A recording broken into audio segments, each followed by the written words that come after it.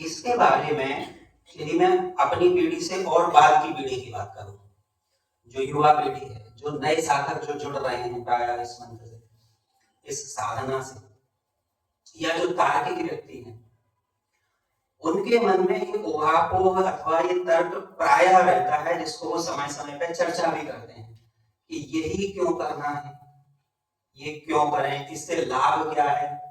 अच्छा, हम तो और दूसरे साधन भी करते हैं, फिर नाम जप में ही इतना वैशिष्ट क्यों है, इतनी विशेषता क्यों है। तो आज जो सत्संग की जो चर्चा है, आज इन्हीं प्रश्नों के आधार पर करने का प्रयास करेंगे। अब इस बार में एक बार भी और प्रायः जो एक प्रश्नोत्तर रूप में जो चलते हैं, हर प्रश्न का उत्तर हर समय उपलब्ध हो अथवा दिया जाना संभव नहीं होता। उसके पीछे कई सारे कारण होते हैं।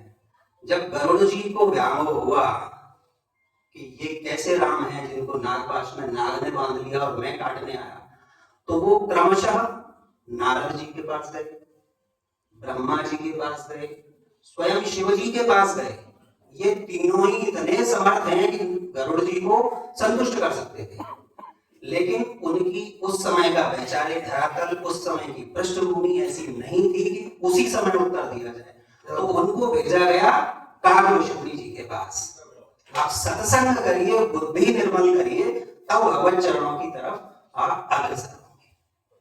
और तीन ही लोगों को उत्तर देना चाहिए जो शास्त्रीय परंपरा है, या तो जिज्ञासु, उतर्की नहीं, उतर्कियों से उलझना नहीं, क्योंकि अनधिकारी को के समक्ष राम चर्चा करी नहीं जा सकती और करना भी नहीं चाहिए। तो या तो जो जिज्ञासु हो या शिष्य हो। इसीलिए गुरु परंपरा का महत्व है। जो मठ से परंपराएं चली आ रही हैं, हमारे प्रामाणिक ग्रंथ, प्रामाणिक गुरु, हमारे इष्ट देव, जो परंपराएं चली आ रही हैं, वो इसीलिए है कि हम शिष्यत्व भाव रखते हैं। अर्जुन ने कहा शिष्यस्तेहं साधिमां प्राप्तां प्रपन्नम।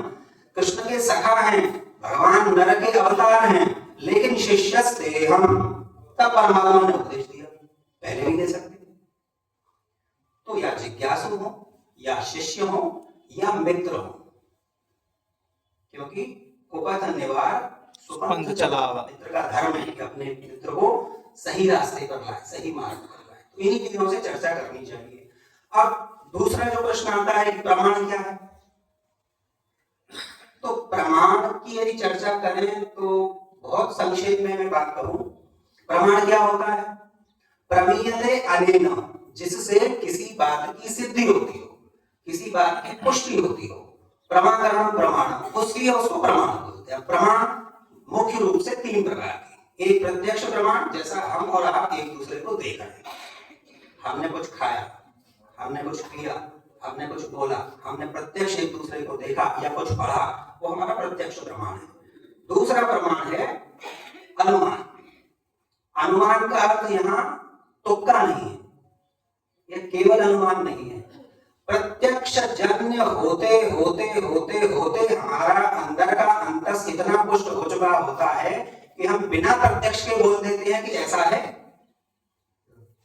धुआं उठ रहा है तो आग होगी, हमने आग देखी नहीं है, लेकिन आग है। क्यों है? क्योंकि हमने जब देखा था आग जल रही थी, तब धुआं उठा था। तो ये प्रत्यक्ष जन्य अनुमान है। और जो तीसरा सर्वप्रमुख है, जो आज की चर्चा का विषय रहेगा, वो है आप्तपुरुष, आप्तोपदेश। आप्त कौन? हमारे समर्थ गुरु, हमारा ग्रंथ, हमारे इष्ट देव, हमारी गुरु परंपरा, और ऐसे तपस्वी साधक जिनके साथ बैठने से, जिनके साथ चर्चा करने से ईश्वर की ओर हम उन्मुख यदि हो रहे हैं, तो वो आप्त है। और जीवन में आप्त पुरुष होना ही चाहिए। हम अभी आगे सत्संग में चर्चा करते हैं। तो एक बात तो ये पुष्ट हुई कि प्रमाण के रूप में हमारे पास ग्रंथों में श्री रामचरितमानस, वाल्मीकि रामायण, दासबोध, वैदिक परंपराएं, स्मृतियां सब उपलब्ध है। तो ये निर्विवाद सत्य है कि ये प्रमाण है, इसमें आप्तोपदेश हमको मिलेगा। अब इन प्रमाणों के आधार पर नाम जप की महिमा कैसे आती है, या नाम जप क्यों ही किया जाए, तो उसके लिए गोस्वामी जी लिखते हैं, ध्यान प्रथम जुग मख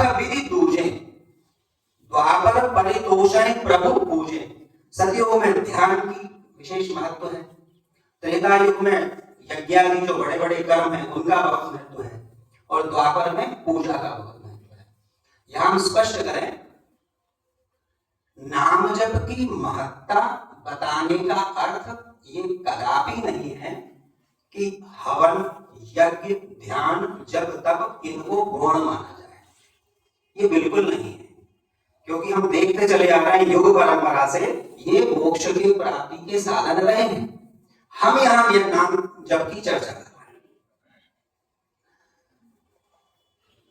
तो एक बहुत छोटा सा वाक्य है, देखिए जी जी, जैसे बड़े बड़े जो यज्ञ त्रेता में यज्ञ के जो मंत्र होते हैं उनमें विधि और निषेध का पालन करना पड़ता है। जैसे कहीं लिखा है कि ये यहाँ पर रास्ता नहीं है, trespassers will be prosecuted, तो आप वहां जा नहीं सकते। ऐसे ही यज्ञ के जो विधान है, विनियोग है, उससे लेके फल प्राप्ति तक हम उसके विधि और निषेध को मानने के लिए बाध्य है, अन्यथा अनर्थ होगा। बहुत छोटा सा उदाहरण, जब त्वष्टा ऋषि कोपित हुए इंद्र पर, अलग आख्यान है, हम संक्षेप में लेते हैं कि जब त्वष्टा ऋषि इंद्र से कोपित हुए तो उन्होंने, वो बड़े बहुत ही उच्च कोटि के सिद्ध महात्मा थे, तो उन्होंने कहा मैं ऐसा हवन करूंगा, ऐसा यज्ञ करूंगा कि इंद्र को मारने वाला एक पुत्र पैदा करूंगा। तो जब वो आहुतियां दे रहे थे तो अंदर से क्रोध था, तमतमाए हुए थे। तो जब वो आहुति दे रहे थे तो उनको बोलना था आदि उदात्त, लेकिन बोल पड़े अंत्य उदात्त।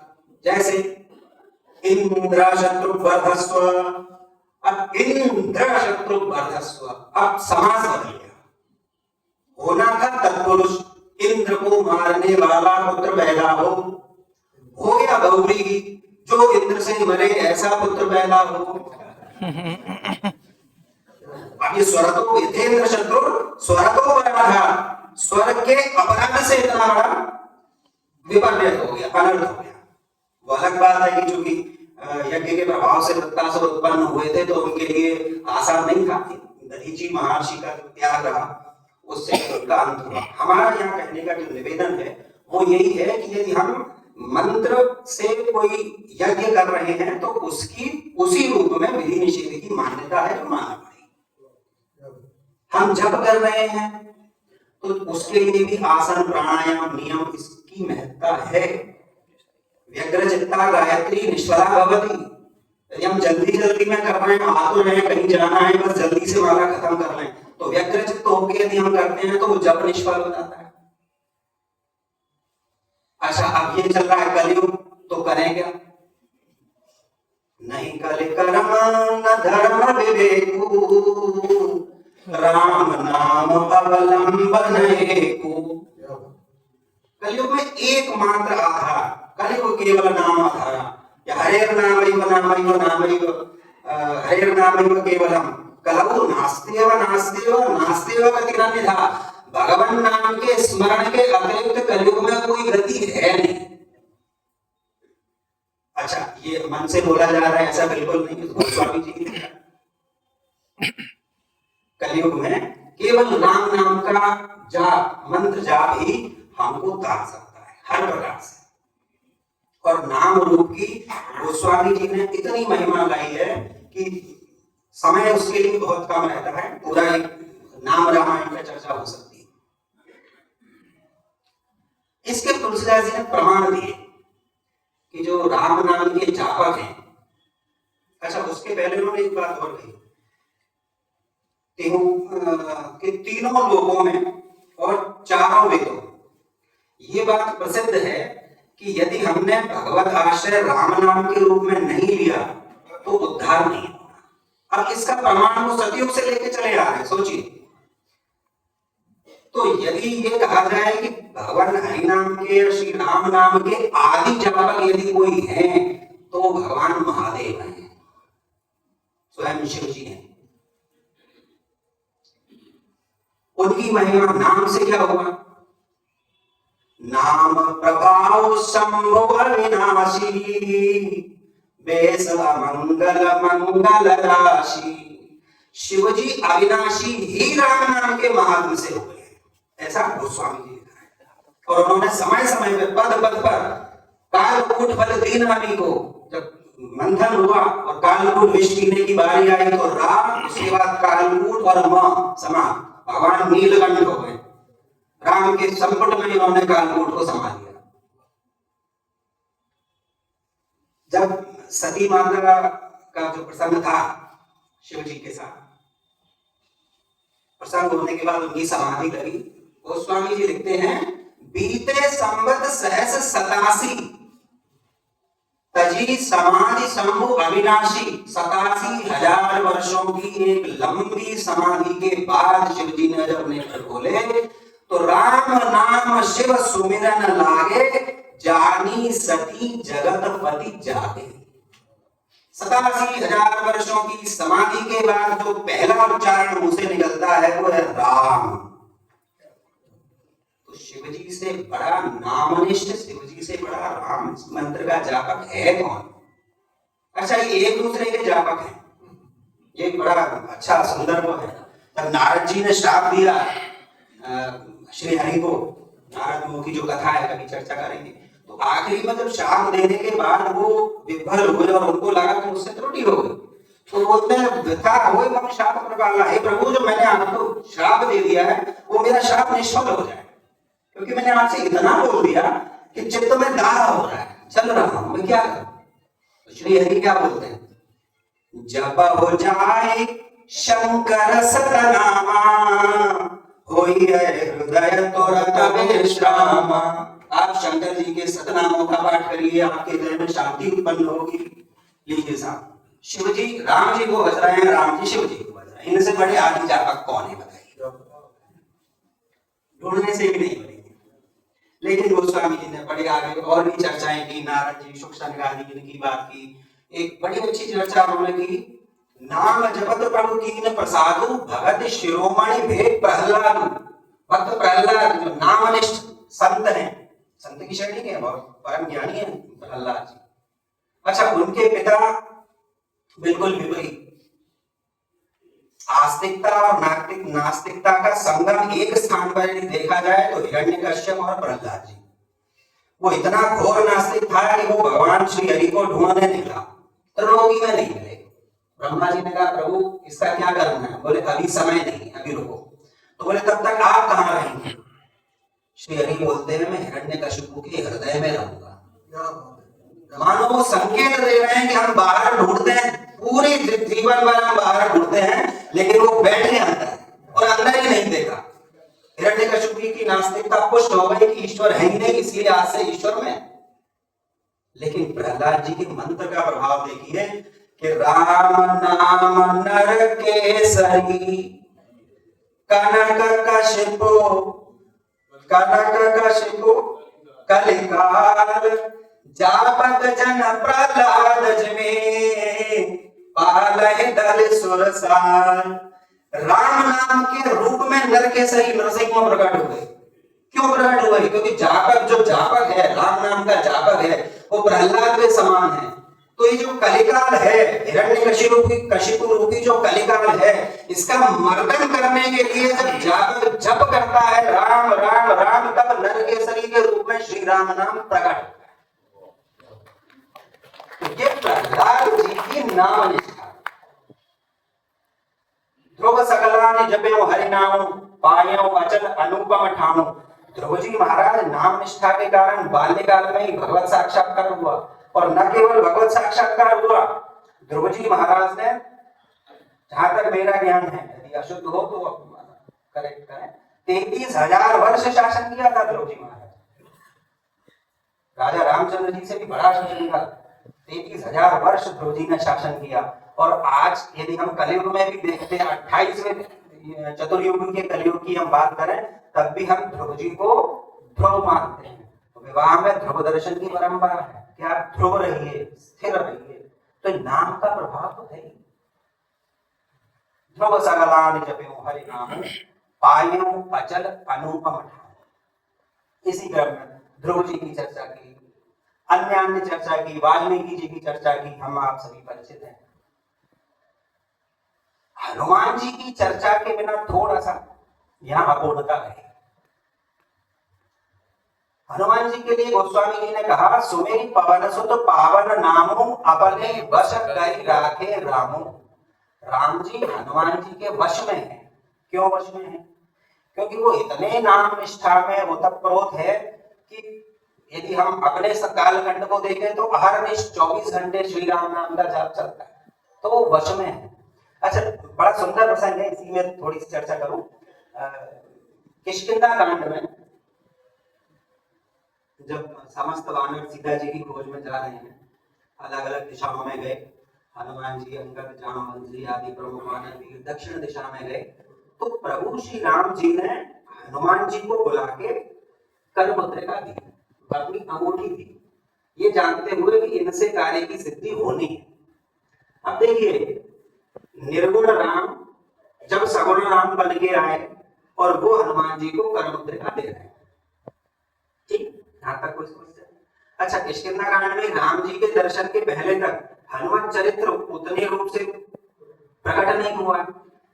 ये तो हनुमान जी प्रथम दर्शन होते साथ ही जब एक में मंद हो वसा कुटिल हृदय ज्ञान पुनि प्रौढ़ होए विशाल जो दीन बंधु भगवान ऐसे कहके जब हनुमान जी ने समर्पण किया, उसके बाद से ही देखिए हनुमान जी ने विराट रूप लिया और लिए अर्जुन पीठ चढ़ाई, दोनों को अपनी पीठ पे चढ़ा के उड़ा के ले गए। ये साक्षात्कार का प्रथम परिणाम था, सगुण साकार रूप का। अब नाम रूप का कैसे? सभी वानर दल समुद्र के किनारे खड़े हैं, संपादी ने बोल दिया, जो लागे सत जोजन सागर करे सो राम काज मति आकर। बड़ी गूढ़ चौपाई है, इस पे एक समय अलग से चर्चा करेंगे। यहाँ पहली अड़ताली में बात कही जा रही है बल की, जो लाग है सत जोजन सागर, तो 100 योजन तक लाग जाएगा। लेकिन आगे कह रहे हैं करे सो राम काज मति आकर। अब यहाँ बुद्धि कहां से आ गई? यहाँ बल की आवश्यकता है। तो संकेत रूप में यहाँ है कि संसार सागर अकेले बल से पार नहीं होगा, विवेक चाहिए, नीरक्षीर विवेकिनी बुद्धि चाहिए, मार्ग में कई रुकावट है। तो हनुमान जी के को इसीलिए अतुलित बल धामम भी है, तो ज्ञानी नाम अग्रगण्य भी है। ये राम नाम का स्पष्ट प्रभाव हनुमान जी का। अब देखिए यहाँ पे जो मैं आत्म पुरुष की जो बात कर रहा था कि जीवन में आत्म पुरुष क्यों आवश्यक है, हनुमान जी तो वही थे, वही पराक्रम था, वही प्रभाव था, लेकिन वो शांत बैठे थे। अब सब कोई बोल रहा है मैं 10 योजन जा सकता हूं, मैं 20 कर सकता हूं, मैं 30 कर सकता हूं। अंगद जी ने कहा भी मैं चला जाऊंगा, लेकिन लौटने में संशय है। यहाँ जामवंत जी ने देखो फिर से रक्षा की, अपने सेनापति की मनोबल बढ़ाया। जामवंत जी एक बहुत अच्छा विषय है, किसी दिन सत्संग करेंगे जामवंत जी को।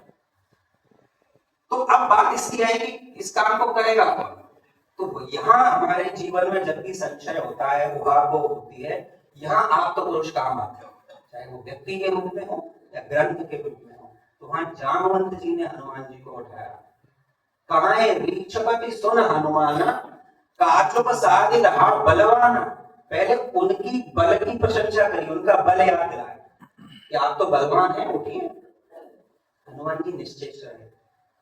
फिर जैसे बोला जाता है कुल खानदान गौरव परंपरा पुरखों को याद करो, तो पवन तनय बल पवन समाना बुद्धि विवेक विज्ञान निधान। हमारे आप पवन के पुत्र हैं, अब तो उठिए, बुद्धि बल सबकी आप खान है, उठिए। हनुमान जी उठे, फिर और जोश भरा, कवन सुकाज कठिन जग माही, जो नहीं होई तात तुम पाही। संसार में ऐसा कोई काम बना नहीं है जो हनुमान जी से न हो, लेकिन हनुमान जी ने।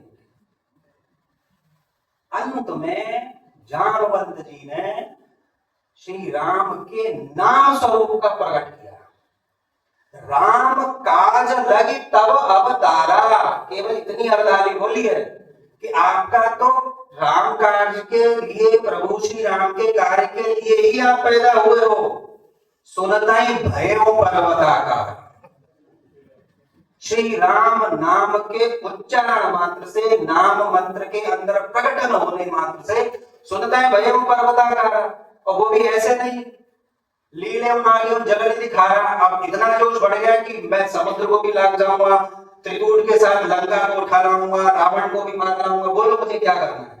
जब जोश का अतिरेक हुआ तो आप तो पुरुष फिर सामने आए, बोले नहीं, इनमें से कुछ भी नहीं करना है, आपका काम केवल ये है कि आप सीता माता की खोज करिए, पता करके और वापस आइए। उसके बाद प्रभु स्वयं आएंगे और वो कार्य को सिद्ध करेंगे।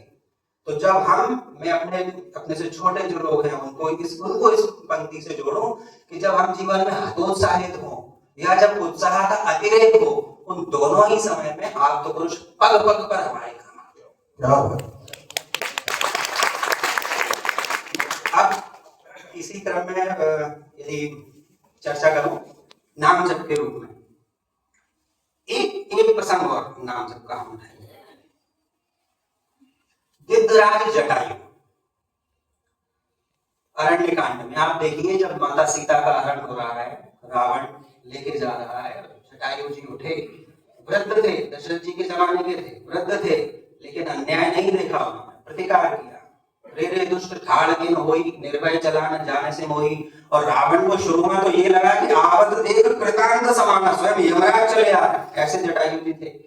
लेकिन कालगति रावण की खड्ग से आहत होके जटायु जी धरती पर गिरे और घायल अवस्था में, रक्त रंजित अवस्था में जटायु जी पड़े हैं और उच्चारण क्या कर रहे हैं? श्री राम श्री राम श्री राम श्री राम श्री राम। अच्छा, उनको तो पता नहीं है कि प्रभु इसी मार्ग से आने वाले हैं। उन्होंने तो अंत समय समझा कि अब बस मेरा अंत समय है। तो यदि हम प्रथम अवतारी को भी देखें तो मुनि लोग जो जन्म जन्मों तक प्रयास करते हैं, मरते समय राम नाम कहते हुए नहीं आता, तो जटायु जी ने वो स्थिति तो उसी समय प्राप्त कर ली, प्रभु के आने के पहले ही। राम राम राम राम राम नाम निष्ठा देखिए कि प्रभु आए, प्रभु आए, स्पर्श किया, जटायु जी की पीड़ा दूर हुई। उसके बाद उन्होंने संदेश दिया कि रावण हरण करके ले गया है और दक्षिण दिशा की तरफ गया है, आप जाइए। और प्रभु अब मैं जाना चाहता हूं, मेरा समय हो गया, अब मुझे आप अनुमति दो कि मैं जाऊं। राम जी बेबल हो गए। राम का तनु राखहु ताता, मुख मुस्काए कही ते बाता। राम जी ने कहा, मानस में दूसरा ऐसा उदाहरण है, एक बार हमने चर्चा की थी बाली की, दूसरी ये चर्चा है जटायु जी की। जटायु जी तो नामनिष्ठ है, उनसे कहा कि आप अपने शरीर को धारण करो, हम आपको जीवन देते हैं, अमर करते हैं। जटायु जी ने मना कर दिया। जागर नाम मरत मुख आवा, अधम्यो मुकुति होय श्रुति गावा। जिसका नाम लेने मात्र से अधम की मुक्ति हो जाती है, वो तो मेरे सामने है। सो मम लोचन, वो मेरे लोचन के आगे है। मर्दानी बोल रहा हूं, नाथ देख राखों के ही खागे। सो लोचन गोचर हुए आगे, नाथ देख राखों के ही खागे। मैं वो स्वयं जिसका नाम नहीं ले पाते, वो मेरे सामने खड़ा है, तो मैं किस हेतु से जीवन को धारण करूं? जीवन तो एक न एक दिन जाएगा, लेकिन ये स्व अवसर नहीं बनेगा। प्रभु मुझे बात यही खत्म नहीं होती, जटायु जी की चर्चा यही खत्म नहीं होती। जटायु जी ने जब अपना शरीर छोड़ा तो सारूप्य मुक्ति प्राप्त हुई। सारूप्य तो सारूगी हरि रूप में गए, हरि के रूप को गीत ने धारण किया। इसमें तो जब हरि के रूप में धारण किया, उन्होंने अपनी देह छोड़ी। फिर गोस्वामी जी लिखते हैं, अविरल भगति मांग बर गीत गयो हरि धाम। अविरल भगति मांग बर गीत गयो हरि धाम, तेहि क्रिया जथोचित निज कर कीनी राम। गिद्धराज जटायु जी का अंतिम संस्कार स्वयं प्रभु श्री राम ने किया। हम बालकांड में श्री राम के हेतु देखें कि राम जन्म क्यों हुआ, उसमें एक कारण था महाराज मनु और शत्रुपा जी की तपस्या। तो वही मनु और शत्रुपा जी दशरथ और कौशल्या के रूप में आए। जब उन्होंने पुत्र रूप में चाहा, भगवान चतुर्भुज रूप में प्रकट हुए, तो उन्होंने कहा नहीं, बाल रूप में आएंगे, हमें बाल लीला का आनंद देना है। परमात्मा ने उनको बाल लीला का आनंद दिया, उनके सामने बड़े हुए, विवाह हुआ। वो जो धर्म धुरंधर दशरथ जी, इनको स्वयं परम पिता अखिल कोटि ब्रह्मांड नायक श्री राम जी के पिता होने का गौरव प्राप्त है, उन्हें भी श्री राम जी के हाथ से अंतिम संस्कार का लाभ नहीं मिला, लेकिन मिला तो गिद्धराज जटायु जी को। नाम निष्ठा से इतनी बड़ी फलश्रुति किसकी है? तो इसीलिए जो श्री राम जय राम जो मंत्र है, ये इसी का जाप करना है। और क्यों करना है? शिव स्वयं जब हनुमान जी महाराज ने पूछा कि कठिन कलिकाल आएगा, इसमें आमजन के विस्तार के लिए कोई साधन प्रभु बताएंगे, तो उन्होंने यही कहा, श्री राम जय जय राम। बोले हनुमान जी ये विजय मंत्र है, अभी हर प्रकार से विजय देता है। षड विकार, हमारे जो षड विकार है उनके लिए भी है, हमारे जो बाह्य है उनके लिए भी है, अर्थात न केवल इस लोक के लिए अपितु परलोक के लिए भी ये विजय मंत्र है। इसलिए इसका जप करना है। तो क्यों करना है, क्या करना है, किस लिए करना है, उन सब की चर्चा वो है जिसको हम करने का प्रयास कर रहे हैं। पूज्य डोगरे जी महाराज एक बात और इसमें और बोलते थे कि जब भी नाम जप करें तो स्वरूप का चिंतन अवश्य करें। रूप की अनुभूति तब होगी जब नाम सिद्ध हो जाएगा। तो हम रूप का भी चिंतन करें और नाम का भी चिंतन करें। कदाचित बिना नाम निष्ठा के या बिना नाम जप के रूप प्रकट भी हो जाए तो उतना फलदायी हो या आवश्यक नहीं है। क्यों नहीं है? रूप तो शूर्पणखा के सामने भी प्रकट हुआ था, रूप शूर्पणखा के सामने भी प्रकट हुआ था, लेकिन क्या नाम निष्ठा थी? बिल्कुल नहीं थी। रावण के समक्ष भी हुआ था, क्या नाम निष्ठा थी? बिल्कुल नहीं थी।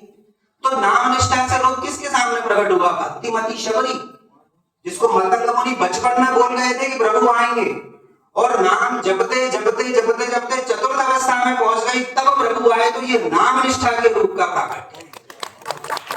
तो इसलिए नाम निष्ठा के साथ जब रूप का प्राकट्य होता है तभी जीव का उद्धार होता है। गोस्वामी जी नाम निष्ठा के अनन्य उपासक हैं। बस केवल 5 मिनट में अपनी बात खत्म करूं। सांसारिक दृष्टि से देखें तो गर्व करने योग्य वस्तुएं क्या हो सकती हैं? आयु, आरोग्य, रूप, धन, वैभव, पद, प्रतिष्ठा, सम्मान। तुलसीदास जी ने सबको एक तरफ किया, बोले राम नाम के समक्ष ये कहीं भी नहीं, और जीव का ध्येय राम नाम ही होना चाहिए। लेकिन यहां मैं फिर से वो बात बोलूं कि मंत्र का जाप, राम नाम का जाप, ये साध्य भी है और साधन भी है, दोनों है। इस बात को तुलसीदास जी ने प्रकट किया। कवितावली में एक बड़ा अच्छा सवैया है, तो जो गुरुदेव के मुझसे सुना, बहुत अच्छा सवैया है कवितावली में कि सोम से सील प्रताप दिनेशु से काम से रूप गणेश से माने, शुक से मुनि सारद सेवक ताचिर जीवन लोमश से अधिकाने, हरिचंदु से सांचे बड़े विधि से मघवा से महीप विषय सुख साने, और ऐसे भरे तो कहा तुलसी जो पैराजी बलोचन राम न जाने। इतना सब होने के बाद भी, इतना सब एक बहुत संक्षेप में बताऊं, सोम से शील, चंद्रमा से ज्यादा शीतल कोई नहीं है। उनको औषधीश भी इसीलिए बोला जाता है कि औषधियों में बल भी चंद्रमा की वजह से मिलता है। सोम से शील, प्रताप दिनेश से, दिनेश अर्थात सूर्य भगवान, सूर्य भगवान से प्रबल पराक्रमी, जिनको चंडांशु मार्तंड की संख्या है, कोई नहीं। सोम से शील, प्रताप दिनेश से, काम से रूप, कामदेव से अधिक सुंदर न भूतो न भविष्यति, इसमें हम सब एक मत हैं। हालांकि कामदेव जी का बड़ा उपकार है देवों पर। जब तारकासुर के लिए ये आवश्यक था कि शिवजी और पार्वती जी का विवाह हो, तो वहां शिवजी को जगाने के लिए कामदेव ने अपनी बलि दी। वो जानता था कि मैं जाऊंगा तो मारा जाऊंगा, ये निश्चित है। लेकिन कामदेव गए, उन्होंने अपना अस्त्र छोड़ा, और कालिदास लिखते हैं क्रोधक प्रभु संवर संवरेति यावत गिरा खे मरुताम चरंती तावत सुवर्णिर भवन नेत्र जन्मा भस्मावशेषम मदनम चकार। जब तक देवता ये बोलते कि प्रभु क्रोध को रोको, क्रोध को रोको, तब तक तो भस्म हो गए। उनको अनंग बोला गया जो प्रद्युम्न के रूप में पैदा हुए। तो काम से रूप, प्रताप देने से सो, ये काम से रूप, सोम से शील, प्रताप देने से, काम से रूप, गणेश से माने, गणेश जी से की तुलना में जो सर्वमान्य है, जहां जो गणेश जी स्वयं बोलते हैं, शायद गणेश पुराण है, उसमें बोलते हैं कि मैं जो प्रथम पूज्य हूँ वो राम नाम के प्रभाव से हूँ। राम प्रभाव जान गणराव प्रथम पूजियत नाम प्रभाव, नाम के प्रभाव से गणेश जी प्रकट हैं। शुकसेन मुनि, शुकदेव जी जो भागवत के आदि प्रवक्ता हैं, श्रीमद् भागवत के, उनकी तुलना में यदि हम मुनि हो जाए तो भी कोई अर्थ नहीं। शारद से वक्ता, अब शारदा स्वयं माँ सरस्वती, माँ सरस्वती की तरह यदि हमारी बुद्धि भी हो जाए, लेकिन गोस्वामी जी ने उसको भी नहीं किया। बड़े विधि से, इसमें एक शब्द और रह गया, विधि अर्थात ब्रह्मा, ब्रह्मा जी से बड़े। जब एक बहुत जरा सी गणना थोड़ी सी मैं बताऊंगा, चतुर्युग सहस्राणी दिनम एकम पितामह, जब चारों युग 1000 बार निकल जाते हैं तब ब्रह्मा जी का एक दिन होता है। फिर ऐसी एक रात, कलयुग होता है 4,32,000 का, इसी क्रम में बढ़ते जाइए, 8 लाख, 12 लाख, 16 लाख। अब ये 1000 बार जब सब निकल जाएंगे सारे युग, अभी तो 28वां कलयुग चल रहा है, तब 1000 बार निकल जाएंगे तब ब्रह्मा जी का एक दिन, फिर एक रात, फिर 365 दिन, फिर 100 साल। एआई भी हैंग हो जाएगी मुझे लगता है, इसीलिए ईश्वर अनंत है। तो बड़े विधि से भी बड़े हो। अब यही ये बात आगे भी जुड़ती है, हरिचंद्र से सांचे बड़े विधि से, मगध, इसको मैं जोड़ता हूँ लोमश ऋषि से। आगे जो है चिरजीवन लोमश से अधिकारी, अब लोमश ऋषि की सुनेंगे तो अनंत से भी आगे पहुंच जाएंगे। लोमश ऋषि को ये वरदान है कि शरीर में जितने रोम हैं, सामान्यतः माना जाता है 3.5 करोड़ रोम है, तो 3.5 करोड़ रोम है, अर्थात एक रोम तब झड़ेगा जब एक ब्रह्मा की 100 वर्ष की आयु पूरी हो जाएगी। अब ब्रह्मा की 100 वर्ष की आयु को 3.5 करोड़ से गुणा करिए तब लोमश ऋषि का अंत होगा। संभव है कोई आज के युग में इसकी कैलकुलेशन पॉसिबल है? संभव नहीं है। उस पर भी लोमश ऋषि कैसे संतोषी है, केवल एक चटाई रखते हैं छोटी सी, बोले रोज तो रोम झड़ते हैं, कहां तक क्या करें, घर भी नहीं बनाया। हरिचंद्र से सांचे हम सब जानते ही हैं, इसी में आखिरी लाइन जुड़ती है, मघवा से मही। यहां बोलना आवश्यक है एक लाइन, मघवा अर्थात इंद्र। इंद्र का जो चरित्र प्रायः देखने को, सुनने को, या खासकर टीवी, दूरदर्शन या सिनेमा आदि में, या जो सामान्य चर्चा में बोलते हैं, इंद्र का चरित्र तो बहुत ही गिरा के रखा हुआ है। यदि ऐसे इंद्र है तो देवत्व तो कहां है, जबकि वो तो देवराज है। तो इंद्र ऐसे ही नहीं है। सजोखा इंद्र, अब वैदिक मंत्र तो पूरा नहीं बोलूंगा, के लिए बोला जाता है सजोखा इंद्र सगणो मरुद्भे सोमं पिब वृत्तहा शूर विद्वान।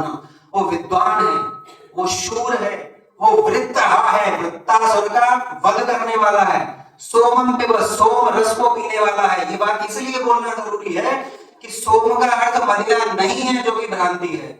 सोम भगवान सूक्त है, सोम एक लता है, बड़ी ही पुष्टिकारक है, आयुवर्धक है, और ये दिव्य लता है। सो पवमान सूक्त हम देखेंगे तो उसमें इसका वर्णन मिलता है। तो मघवा से महीप विषय सुख सानी, लेकिन इन सबको छोड़ते हुए भी आखिरी में तुलसीदास जी बोलते हैं कि ऐसे भय तो कहा तुलसी जो मैं राजीव लोचन राम न जाने। राम को नहीं जाना, राम का भजन नहीं किया, इतना सब होने के बाद भी व्यर्थ है। तो आज के सत्संग की यदि मैं फलश्रुति कहूं या समापन कहूं कि हम इस पूरे का सार क्या है, तो सार केवल एक है। परम भक्त वानरराज सुग्रीव जी जब वानरों को भेजते हैं तो वो एक लाइन अवश्य बोलते हैं, देह धरे कर यह फल भाई, भजिय राम सब काम बिहाई। देह धरे का फल ही यही है, देह का औचित्य ही यही है कि हम राम नाम का स्मरण करें, उससे लोक की भी सिद्धि होगी और परलोक की भी सिद्धि होगी। तो मेरा सबसे यही आग्रह है,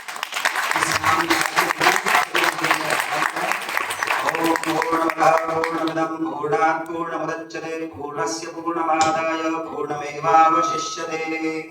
आप सब सदस्यों ने मुझे समय दिया और मैं बहुत कृतज्ञ हूँ, बहुत बहुत आभारी हूँ। जय जय रघुवीर समर्थ भगवान की जय।